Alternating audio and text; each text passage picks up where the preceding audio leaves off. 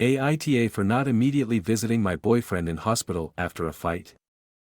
I, 25M, have been with my boyfriend Liam, 28M, for 2 years.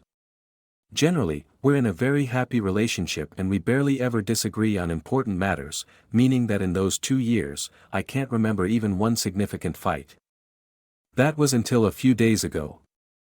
I barely even remember what it was that we were arguing about, but it escalated and at one point, we were both speaking with raised voices, not quite screaming but close enough.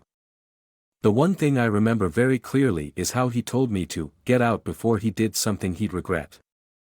I don't think he was genuinely going to hurt me, but in that moment, those words did something to me and I just grabbed my phone and took off. I called my best friend Daisy, 26F, who was kind enough to come pick me up and took me to her flat. She told me that maybe spending the night away from each other wasn't the worst idea to give both of us time to think about what had happened and advised me to not make any decisions in the heat of the moment. I texted Liam to please not worry, that I was safe with Daisy and would be spending the night at hers. I asked him to please give me some time to think, but said that I'd be ready to talk the next day and that I loved him.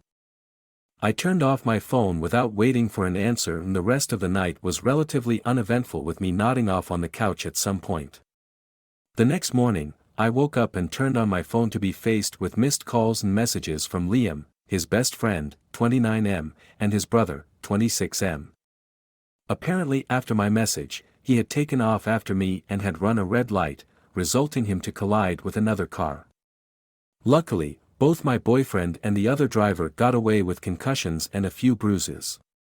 After I had read those messages, Daisy took me to the hospital and I went to check on Liam, who was doing alright considering the circumstances. We had a bit of, admittedly tense, small talk and then, seemingly out of the blue, he told me that none of this would have happened if I had just acted like an adult. Let's say our conversation didn't get less tense from this point on. Daisy tried to tell me that it wasn't my fault as I couldn't have known he was going to follow me, and Liam's brother agreed with her and tried to console me. It's my boyfriend and his best friend who have been telling me that, running away, was an move and that I was immature for turning off my phone and, blocking him out, causing him to go after me and get into the accident.